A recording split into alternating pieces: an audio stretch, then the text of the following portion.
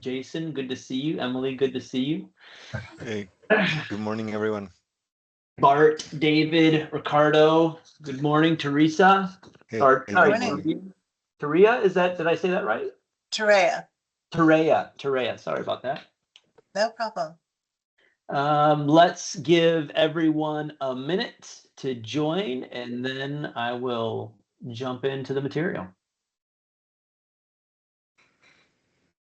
And is everybody seeing my screen? It should say Chalmers Street. Okay, wonderful. It's very interesting. We had 5 people on last month, Chris. And I think we're already up to, it looks like 13. So what do we say about random variation, right? It's unpredictable. That's random, I guess. Okay, well, we certainly have enough people on. I'm going to go ahead and get started. Good to see you all. There's a few new names on the screen. So thank you for joining us. You have joined CI Mastermind Live. This group meets monthly. We're all professionals of some sort, but we all have an interest in continuous improvement, and that's why we get together like this. We do a brief learning on a topic. Scott Winter, you can wave to everyone, is going to be our speaker today.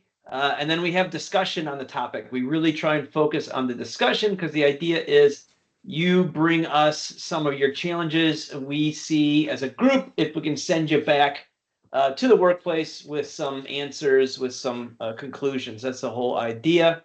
So we focus on real-time problem solving. We'll ask for your engagement in discussion. I always ask everyone to respect their peers, recognize that we've got a mix of different companies and folks on the call, so be careful with what information you decide to share. And please, if you're on the call, be attentive, aware of the discussion, and try and help. That's the idea. We record the session and transcribe it for some of our own marketing purposes. So that's just to let you know. And we like to see your face because this is interactive. I appreciate it if everyone can put their cameras on so we can see you when you're talking to you. Understand that sometimes that's not possible, but if you could, that would be great. We like to use the chat for conversation. Sometimes people put questions in there. I try and monitor it a little bit myself and put my own answers in. And everyone, of course, is free to do so as well. It's also nice, especially for those of you that are new to the group, to put in, what's your role? Where do you work? What brings you here today? Anything that you could put in there is really helpful. And then we like to hear about wins, things that went really well for you in the last 30 days, things that by sharing, you might help somebody else on this call, things that really have you jazzed and motivated. Because one of the things we know as continuous improvement people, right, or professionals trying to drive improvement in our companies, is that it's a difficult slog, right? Like this month's conversation, I think, is be especially enjoyable because it gets at the roots of why change is so difficult, why establishing new practices and new standards are so difficult, and we're going to talk about how we each handle them. So when we have those wins, we should share them with each other, because that is really powerful knowledge sharing information that we can use together. So tell us what brings you here today. Give us a few wins, put it in the chat, and let's make the chat active. So right now you're listening to my introduction. Pretty soon you're going to listen to Scott's introduction of his topic, and then I will be sure to drive some discussion from the responses that you all put into the registration form. And I will remind you of your responses, because oftentimes they say, "Oh, David, you had a great thing here," and David goes, "What did I respond with?" So I'll make sure I tell you about that. when I start to engage in some of the discussion. Okay, so a few months ago, so one of the things that we want to do is to make this a community versus just, we never wanted it to be a webinar where someone comes in and talks. Those are great. I've done them. They're great. But we wanted this to be a little bit different so that there's dialogue and interaction. And so we were looking for some ideas, I think, earlier this year. And one of the ideas was, hey, what about a community discussion, a place where we can, during the course of the month, have a place to put some thoughts. One topic that I think we're all not yet tired of that is engaging all of our lives is AI. And we've talked in some of these sessions about artificial intelligence and its connection with continuous improvement. In fact, that sessions, I think we had a huge attendance. And for that reason, we kind of thought, let's make a community and really focus the topic around AI. So Chris, thank you so much. Chris has been organizing this for us. We're going to do it as a trial run of 6 weeks. And the reason we're doing it as a trial run is I really want to see if the group engages. Frankly, if we don't get a lot of engagement, it's just too much effort on our end to keep it going. But if it does create engagement, I love it. I'm more than willing to put my time and some of my team's time into managing this. So Chris has helped us. We've already come up with a location on LinkedIn. I will be sending it's probably going to end up being tomorrow. I'll start sending invites out to all of you and some of our other regulars that aren't on the call today. And then we've got some thoughts. I already have some thoughts into topics where I'd be interested in hearing your thoughts. And then I'm looking for, and then create some discussion. So in any case, that is the plan. I will be sending out invites probably Friday here. That's what I'm committed to via this slide. And yes, I will. Oh, to the, go ahead and ask your question. Was that Dylan? Someone asked the question. Yeah, that was me. Sorry about that. I'm No, good. Go having ahead. some lunch right now. I was just going to say, can you share but you were already kind of just teeing it up that you'd share the link for the AI session. So yes, I will do that. I'll share that tomorrow, and then I'll put a post up, and then let's get some talking going. And I will, I'll facilitate and try to drive some discussion too, just so that it's productive and useful and that kind of thing. So that is the plan. AI for CI. Chris, did I miss anything? Okay, cool. In that case, August 27th is our next session. We will have Chris Z, and he's given me his pronunciation of his last name several times, but rather than do it now while it's being recorded, I'm going to say Chris Z. And he's going to talk about AI as well, more on the governance side, in terms of, balancing what we're all trying to do, I think, which is figure out how to use it to accelerate, innovate against risk and control. So he's going to come in and talk about that for us, and we'll go through, where are we using it, what governance we see, what's working, what's not working, and that will be August 27th. All right.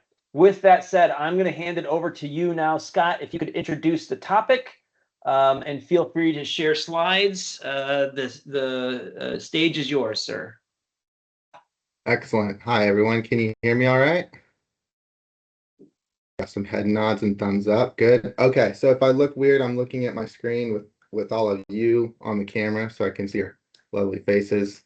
And I'm looking at my presentation right in front of me so I can know what I'm sharing with you guys. So I thank you all so much for welcoming me here, and hopefully this topic is of interest. It's definitely something that I've been trying to hone over the last 8 years of my career at Fisher & Paykel Healthcare, and that's just the tools that we all learn and use every day.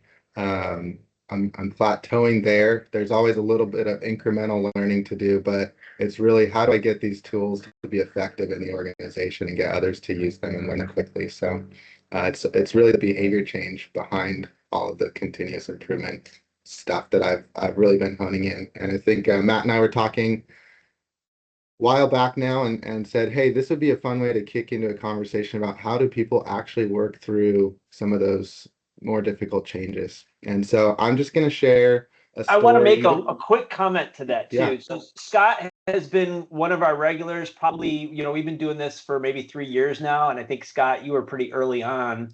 And I appreciate, Scott, that you agreed to be one of our presenters. And I would suggest to anyone on here, reach out to me if there's a topic that you want to be a presenter. I'm absolutely to give you that opportunity to go speak on that topic.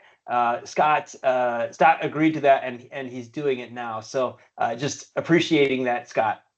Yeah, my pleasure. And yeah, any of you could do this. I'm just sharing something, a win that I had last year, I guess we can say, wrapped up. But I'm seeing in the chat here, you guys all have wins, so you can take those wins and you can share them with us and package them and bring it forward. So I think that's a great idea. So what this is at a high level, it's just a warehouse initiative that we had at our warehouses. And what we ended up achieving improvement of 40% of labor hours and within our inbound receiving teams. And I'm just going to talk through that. But before I get into that, because this is about change, let's and I've got the lens of the ProSci learning that I've done. And so I just want to make sure that you guys are all on the same page with me. Has anyone heard of ProSci before? Show of hands, thumbs up. All right. So what they are, I only saw a few. So it's a change management is just like Six Sigma or Lean. They've got a framework, and ProSci is a research organization that researches change management in organizations. And so you can go Google them and check that out. But if you've heard of ADKAR, that's their change management framework. And I'm not going to get into any details because there's not a ton of time today. But if you want to learn more, I'd be happy to have a chat with you offline, or we can dive into it, just doing your own research. But these are the top 5 reasons that they've found through all their research of why any change initiative fails. So the first one is sponsorship. So a sponsor, for some of you companies that have more formal project management familiarity, you'll probably have a true sponsor on your project that's chartered in the beginning and everyone knows, and that's all dialed in. Some companies like mine would shrug at what sponsorship is and means, and so that's just a dynamic that we've all got to work through based on where our organizations are at. Awareness is a lot of people want to say, hey, I told them and the change didn't happen, but of course they were aware of it. Well, ProSci defines awareness a little bit differently. Awareness is that people understand why the change matters, not just that the change is happening to them. Communication's an interesting one. It kind of spiderwebs through all of the different elements, right? If we're not communicating effectively the right information at the right times, then we can pretty much assume the change is going to be challenged. The fourth one there is reinforcement. So this is our control at the end, or our adjust or act if we're doing PDCA frameworks. So the ADKAR framework calls it reinforcement, and that's just how do you sustain the behaviors at the end. And then the last one, the last failure mode, is alignment. So are we aligning our teams constantly based on the scope, roles, and timeline of the change that we're doing? Are we all clear on that now? All right, cool. So now that we know that, and I'm one of those people that Matt was talking about that always forgets about what my response was to those survey questions. So I thought I'd bring a few up, and since I didn't ask you, I anonymized your titles on here. But if we look at this first one in the top left, everyone supported the goal. Resistance emerged once people understood how it would change their daily work. So That's so true for me, and we're going to hear some stories about that in my world, and that's kind of maybe a little similar down to the one in the bottom left. Excitement fades after the next fire or when someone is out on vacation, right? Got a slide in here from Mike Tyson quote: "Everyone has a plan until you get punched in the face." So that's kind of what that reminds me of.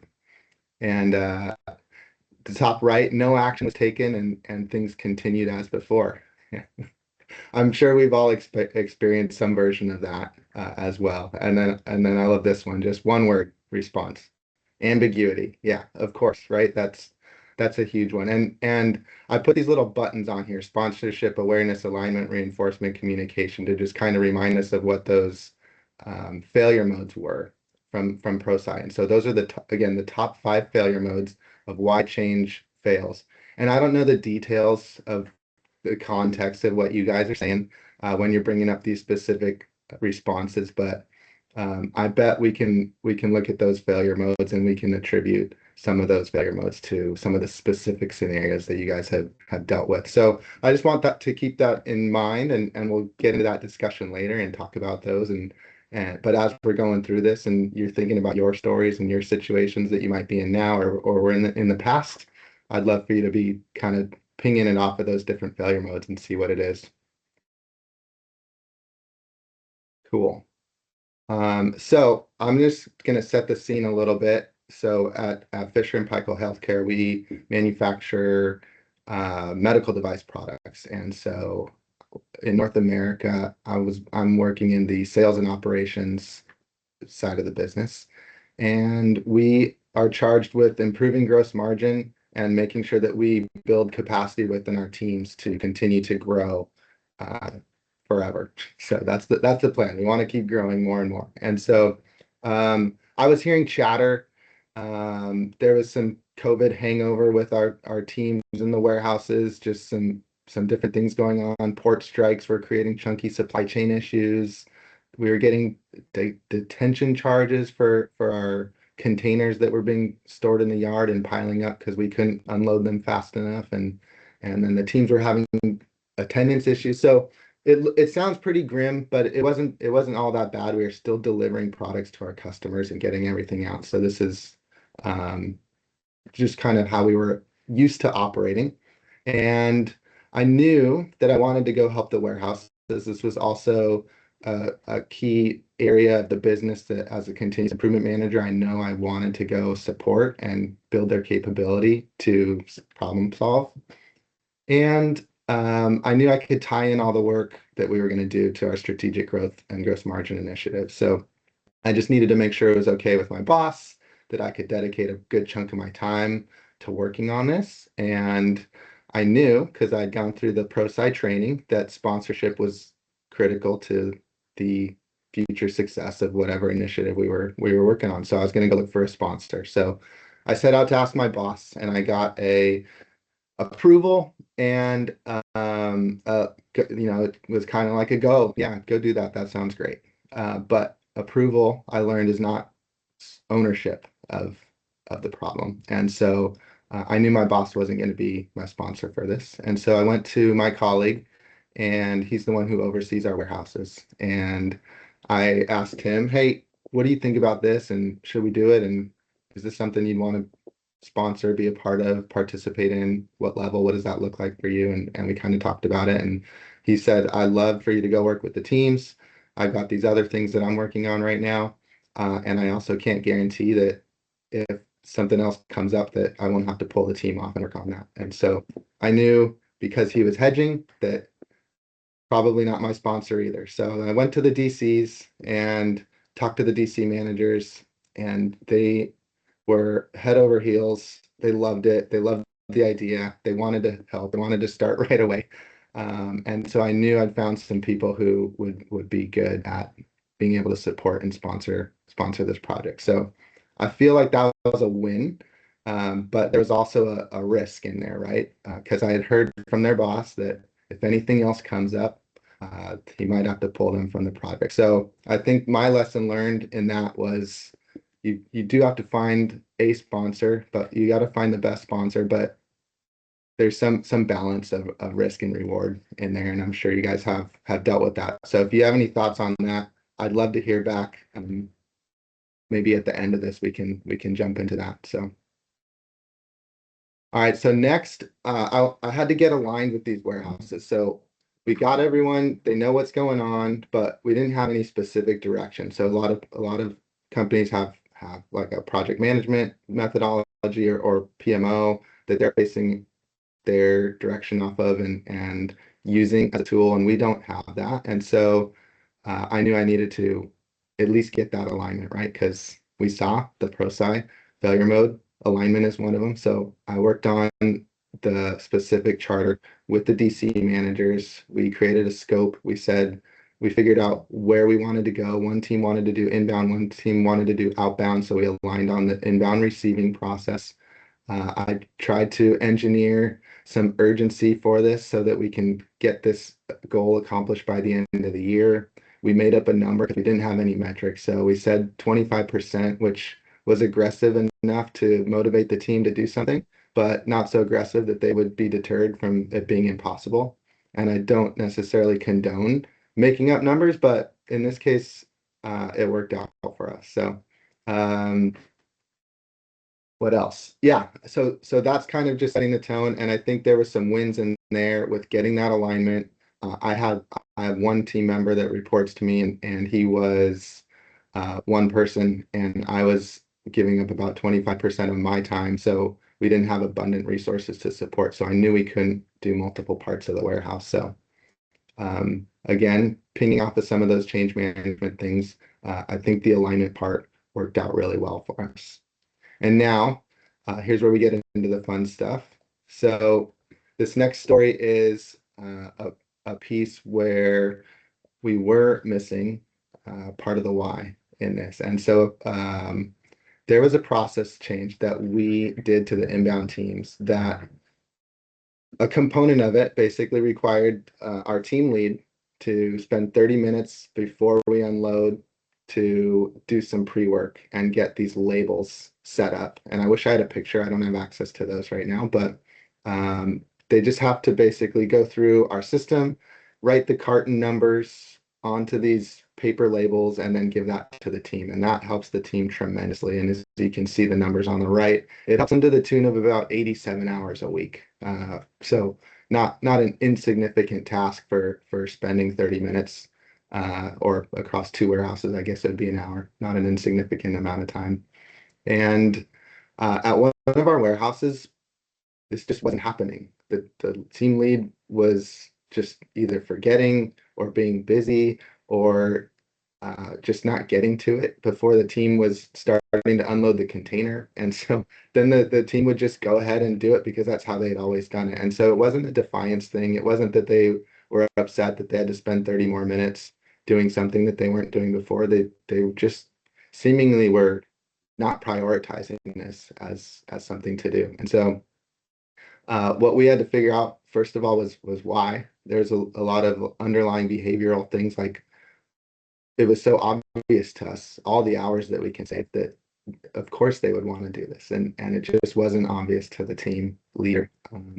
What we figured out was that if we can make this more visible and we can measure and demonstrate what we're actually doing visibly so that the team sees it, that the leader sees it, even if the leader was busy, we would want the team to basically revolt and say, hey, we're not going to do this without getting these labels done first. And so we set up all these different things to try to secure that failure point. And eventually the team leader came around and understood it. And it was just a matter of time and understanding and really knowing that awareness piece of why this is important and why this affects the team and the context of everything. So that was a fun story and lots of learning in that from a change perspective. So Scott, can I Yeah. break in here and do a couple things? So one, I just want to highlight for the group that this is how the rubber hits the road, right? I see, and you know, no one here may be guilty of it, but we may have seen it, where we outline a change, but we don't get down into addressing the specific places where that change doesn't work the way we expected. And so I think, Scott, what you're showing very nicely here is how your team, I believe, from a change perspective, recognized something that was amiss, because there's always going to, like, it's almost impossible, right, to plan every piece, and then be persistent with a solution that would address it. And so I want to emphasize that that's so important. And I assume that was at a critical point for your project, Scott. Is that right? Yeah, it was one of the cycles of PDCA, and yeah. And I also want to highlight something that you said, which is you don't advocate making up numbers. I'm sure you don't, and nor do I. But you weren't making up a number. You were establishing a target in the face of ambiguity.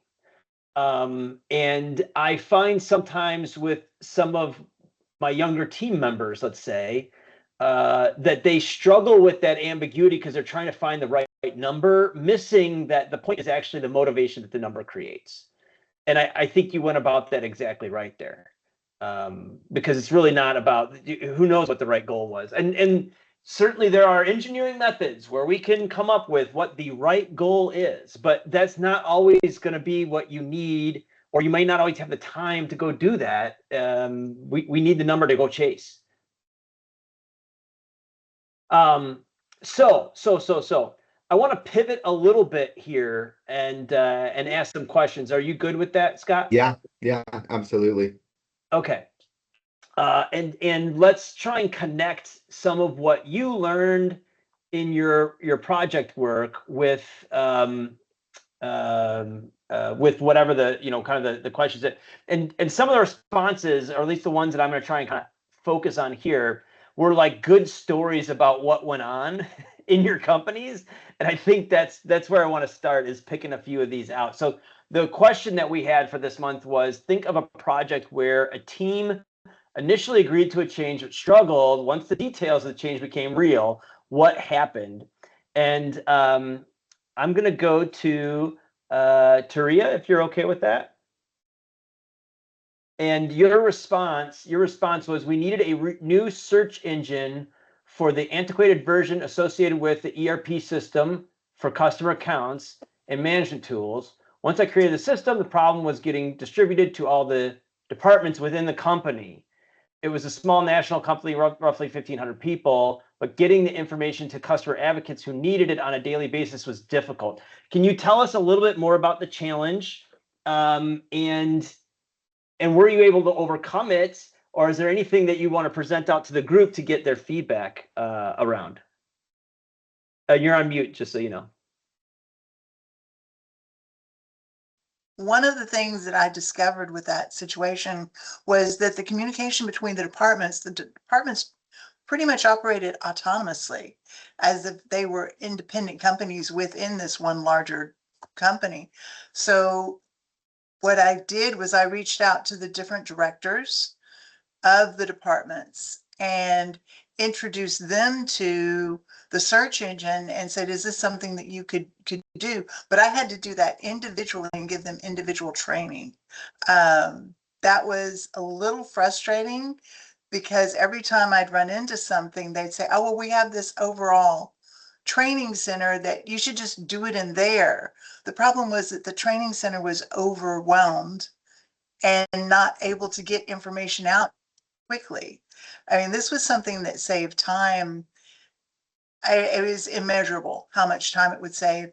And plus the effect it had on the customers, when you're sitting there on the phone with the customer and you're not able to find their account because whoever put in their customer information may have misspelled their last name, or may not have put a hyphen when there was a hyphen. You just all kinds of different variabilities to try and find their account when they didn't have their exact account number. So I have a thought for the group, but first I just want to know, did that work? So you kind of went individually, and I that's had how to you. go, it was So it's very time consuming. laborious. It Before. did, yeah. So my question to the group is, this to me is one of those situations where we're trying to create a pull, right? Like there's something new, and I'm trying to get people to pull it in and use it. I am of the mind that you have to build credibility first, and a lot of times kind of getting that one by one is the only way to do it. But then how do you scale that? And I'm interested in the group's perspective, I would right? appreciate, I Yeah, would appreciate insight. up to the floor. Let's hear. Yeah, go ahead, Jason. I mean, it sounds really like those few groups that you did really constitute like a pilot of sorts. And that's the way you really like to, start a change anyways. You start with a pilot of some kind. But then how do you then document, okay, what were the results that you had? What worked well? What else might need to be changed? So if we're going to do this on a system-wide thing, here's what we've learned from this so we can scale it properly. How do we get this to the right leadership then to make this a bigger, implementation? George, you want to add something? I like that. Yeah, I've been experimenting with using learning management systems for this. So, think about screen recordings, quick learning lessons. I hesitate to add that because some people might not be interested in that, and there's some risk of people not adopting or even going into a portal like that. But I think there's an opportunity if you keep having to repeat yourself over and over again. I increasingly see people just recording their screen or doing a quick video and then assigning that to people.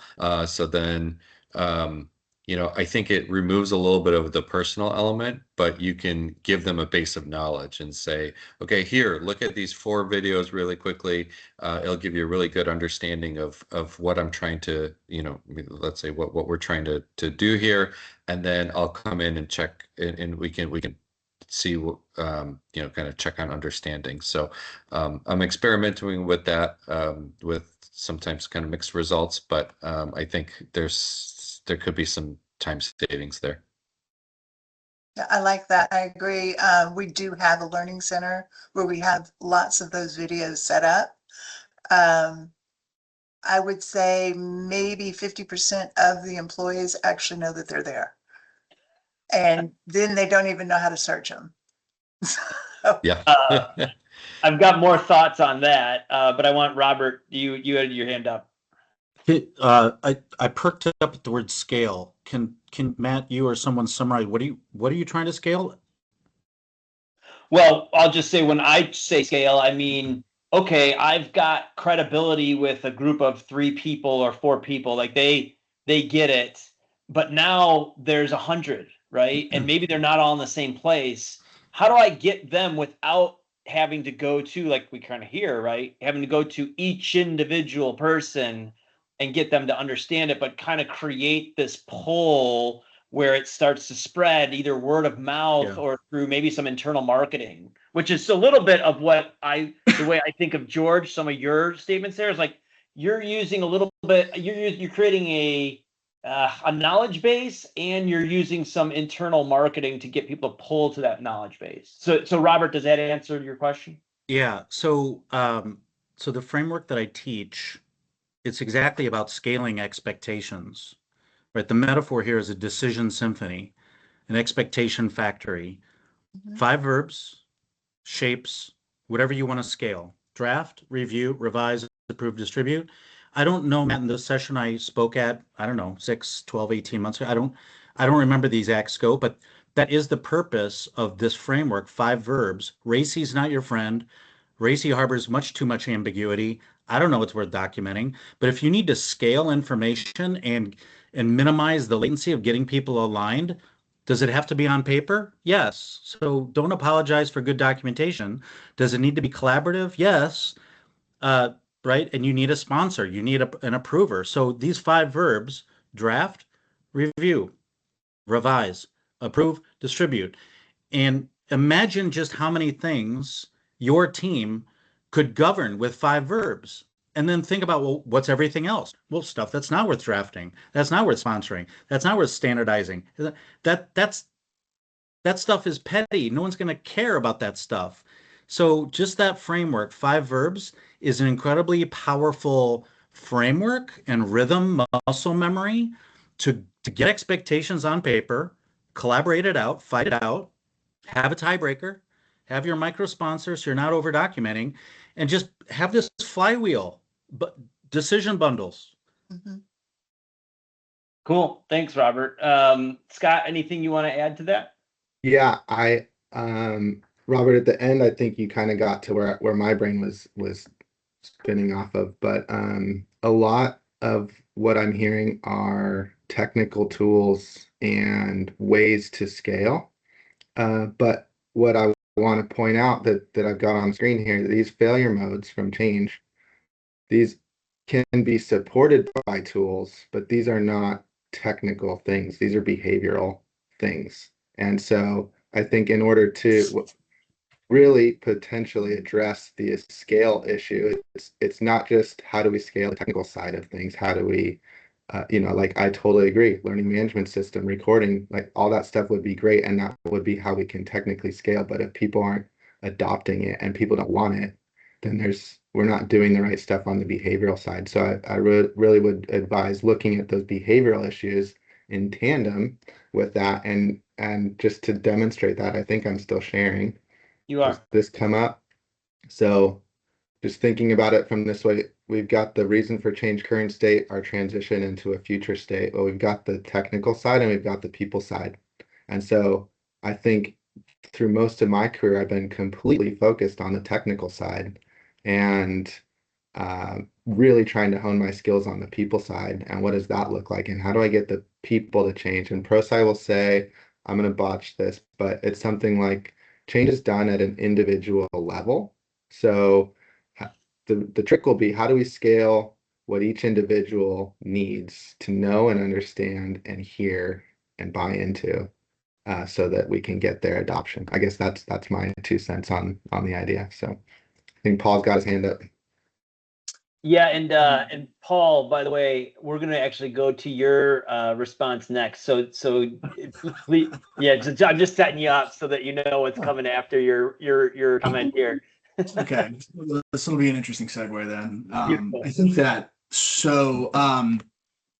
scaling street cred, right? Because that's what we're talking about, is challenging. And I think that it starts with, and I think that Scott, you did exactly like what you said about engaging with AdCar and ProSci. That methodology is where you need to start, because gaining credibility with a population that is naturally resistant to change, right? Like there was an article recently, Cornell did a study, and everybody talks about how one of the, I think that if you're going to do a poll about values across corporate America, like we value intuitive or new ideas. Everybody says that, and then everybody treats new ideas though from like an evolutionary biological stance as threat, right? Like it's so much easier just to default into what is easy and what we're doing now. And so to overcome that, I think that focusing on that awareness, that need for change, and creating that desire to go from the current state to the next state, that is where you can really create the value proposition with like on an individual level, and finding how to make the right thing the easy thing. I think that, and if I can sort of, Matt, I don't know if you want to read what I wrote, but I'll just read the first part, right. and then you can jump in. So this was from Paul. We experienced this while standardizing our enterprise management system. Everyone supported the goal of greater consistency, but resistance emerged once people understood how it would change their daily work and decision making.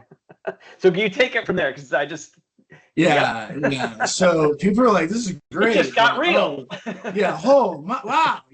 This is the get punched in the face part for everybody, right? And my role, I feel like a little bit of a usurper here. My role has changed. When Matt and I first started having conversations about 2-3 years ago, I was driving continual improvement and Lean Six Sigma at my company. my role has changed now to management systems. And so I think that I sort of get to sit sort of on the other side of the table now. And I think that a lot of the frustration that we have, that I had, and that we as a group of continual improvement people, OpEx people have, is, and I think that one of the challenges you see specifically like with resistance and how to build street cred is that the system is going to respond in ways that we don't expect for it to, right? So a lot of localized, low leverage interventions, like we're going to make this better, will cause the system itself to push back on that because the incentives are misaligned, because a local improvement is going to challenge something else. So I think that one of the easier ways, sort of like to tie back to the original discussion from Scott's point, one of the ways to help eliminate that resistance is to look at it holistically, with maybe a slightly more systemic look, as if we throw this lever, what is this going to pull towards us, right? Or what is this going to push further away? And then that way you might be able to reduce resistance. With the enterprise management system, what we're trying to do is we're trying to create a governance system within a large operating network where we have table stakes basically. And everybody thinks that table stakes are great because everybody's got, main character energy. And they're like, oh yeah, table stakes, my table stakes, right? And then we're not trying to do that. We have to make this appropriate for the whole company. And the way that we were able to sort of mitigate that is by the tools that we all know and use already, right? Which is engagement, which is asking the frontline leaders, asking the sponsors. You can't be a sponsor and a change agent at the same time. That's another ADCAR thing, right? And so you need your sponsorship and you need your frontline leaders and your actual change implementers to make that local decentralized group feel heard, understand what the impact that they're going to ask for is going to mean for the system, and then show them. You have to show them the value stream, like this is not going to hurt. And I think that that's how you build street cred, and it's how you can sort of work towards optimizing that mindset of CI, is that quick win, quick win, quick win. Otherwise, you're just sort of like initiative of the week type thing. But thanks for coming to my TED Talk. That's... Go ahead, Ricardo. Yeah, add something, please. Yeah, I mean, also another, sometimes if the team is small, it's very simple. To build that street cred, you just need to spend some time with them, get to know them, have a relationship, have friendship or whatever, just chat with them, understand their situation, how they work, how their area, what is the difficulty about their work, understand their processes, and that can get you a long way. Yeah. So Ricardo, I want to add to that, or actually ask an addition to that. And Ricardo, you can respond, or anyone. Oh shoot. So what I was hearing from Paul was we got to soften the blow, and what I heard from Ricardo is we have to understand, right? If we know that we need to soften the blow with the folks, and we understand their world, we have a better shot, right, at getting change. But what do we do with that knowledge? I want to hear from the group. Like, okay, I know I need to soften the blow. I understand their issues. What do I do? Like this change that I'm making, it's a change that I have to put in place. I'm getting pushed maybe by executives to make this happen. How do I use that information effectively? I'm not sure. I need to think, and I'll give you an answer in a little bit. Yeah, sorry. So you're asking you're asking how to operationalize softening the blow? There it is. That's exactly right. That's right. Bart, you got your hand up. Yeah, I'm in the middle of one of these situations right now where I've been out there understanding the pain points, and my project leader, he's been tasked with going over individual performance. I've been trying to anonymize, show scores, but not put the names up beside them to soften that blow. It's not working. I really appreciated what a couple of sharers said, where it feels like politics where you have to knock on every door and tell the same message over and over again. And I would say, yes, there's a lot of value in that, but are you also going to get to the mayor? Are you going to get to the team leader? And that's where I'm still trying to make sure that connection is good. And really, part of it is humbling for me, and maybe for all CI people, is I don't know what they're dealing with. I don't know everything that's out there. I may have this solution that looks good on PowerPoint, but it's not clicking. And so I keep thinking, okay, I'm going to keep uncovering a few more rocks to see if there's some other pain point that hasn't been addressed that I don't understand, or maybe I haven't even seen. Maybe they don't even know what it is. And is that false hope? Or, but I think I hear a lot about, we talk about systems, and do we have a system for influencing the people? And I guess I've always gone back to kind of a kata type approach for that, without saying that word, because that seems to put up barriers. Yep. Just Japanese in general. But hey, let's come up with a next step. Can we just get one next step? I'd love to have a Gantt chart that plots out all these steps and progress. And for system changes, that may be capable, but for people changes, I'm really just trying to give them a win so that they get connected. So Bart, let's no, this is fantastic, Bart. I wanted to give Ricardo an opportunity here. Yeah, I would say at some point we need to integrate whatever we built with those, politics or that dynamic, because we need to get at least the majority of the people convinced. I think that's the objective. Once we convince the majority, then the rest will get done and everything will be implemented. I guess that's the first part, to operationalize the change, or the change that we want to achieve.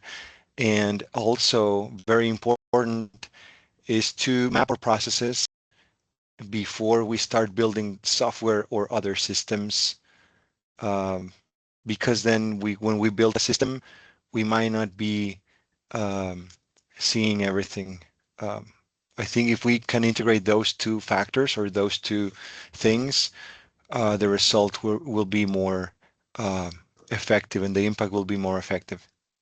So I want to make a quick statement. We'll go to Paul, and then Scott, I'm going to give you the last word before we close out. And that is what Ricardo just said. Create a picture, create a visualization. I heard Scott talking about that. People are visual, right? I think the other piece, though, is the details of that are always going to be different, and that's what makes the operationalization of lessening, softening the blow, communicating the information so difficult. Is it's not easy to put a recipe together, though I would say that visual or that process map is a very solid starting point for getting people to understand. So Paul, you got next. I think the comment section or the chat is exactly, like the whole, everything in the chat is relevant and makes exactly sense. And I'm probably just going to do a very inelegant job of restating what's already in the chat. So I apologize for that. But I think that, one, everything is a trade-off, right? We all live in the corporate world, and we all know that executives think in trade-off status, right? What we're going to get this for that. And we have to understand that it's not going to be a perfect, like, it is a pie. It is a zero-sum game, right? And so we have to sort of make peace with that and be willing to allow for that trade-off. And what that might mean sometimes is not making the full transition that we want to change, right? And the second thing is that there's a lot of value when you're pursuing, and I think that's sort of, there's a lot of value in pursuing sort of like radical transparency at the beginning when you're building that strategy, that charter. There was some conversation in the chat earlier about charters, and I think that one of the things that I've seen some decent success with is in that when you're first engaging is to have that assumption, like to list your assumptions, to list your failure modes, to list your mitigation plans. And you know, an identified failure mode is a mitigated risk, right? And so if you go into the discussion with that, with your corporate sponsorship, with your executive leadership, with your floor leadership, and you're like, look, you know, like these things kind of have to be true. Can we agree on that? And we might get our asses kicked by this over here, but we got a plan, right? Like that gains a lot of street credibility. And then that also helps to soften the blow and then sets everybody up in the beginning to like really re-baseline their expectations to what's reasonable and practicable. So for whatever that's worth. Well done. Well done. Scott, take us home. Last word. Yeah. You guys are awesome. Thanks so much for letting me share with you today. And it was super fun to share this project. It was 9 months. I could literally talk for hours and hours about all the lessons that I've learned and all the mistakes that I've made and all the change stuff that we've gone through and grown through. So I'd be happy to talk to anyone if you had any more thoughts or questions. But I think my biggest lesson learned is really maybe kind of a takeaway from this final conversation piece here. It's the people are people, and people need to be treated like people, not like part of the system. And if we do our best to understand the individual person, the individual actor, I think they will give us their trust if we actually care about them, which helps us through the whole process on the technical side. And I think if we actually care about them, we're going to be doing what's in their best interest or having conversations around what's going to be helping them because it's helping the company or whatever that needs to look like, right? And so I think that's going to help us get through that softening the blow part as well, because we have that relationship with them. And then to the whole scale part, how do we scale that? The same way we scale an organization. I'm not moving boxes in our warehouses. I have people moving boxes in our warehouse, and we have managers that are overseeing them. So how do we scale? We go through the managers and we teach them what we want to teach them. And they are the ones that have those individual relationships and understand the employees. And they are the ones that can do that change management for us. But we have to get them to buy in first, and they have to get them to understand it first. And it probably feels slow and longer, and that's why we don't do it. But you know, that's how our organizations have scaled. And so we're just not scaling our change factors and our project and our improvements with that. We're trying to take a shortcut, I believe. So I'll leave it with that. Thanks, guys. Thank you, Scott. That was beautifully summarized. So thank you, everyone, for joining. And I'm looking forward to hearing from you all on AI for CI and seeing you next month. Have a great rest of your day. Bye, everyone. Bye.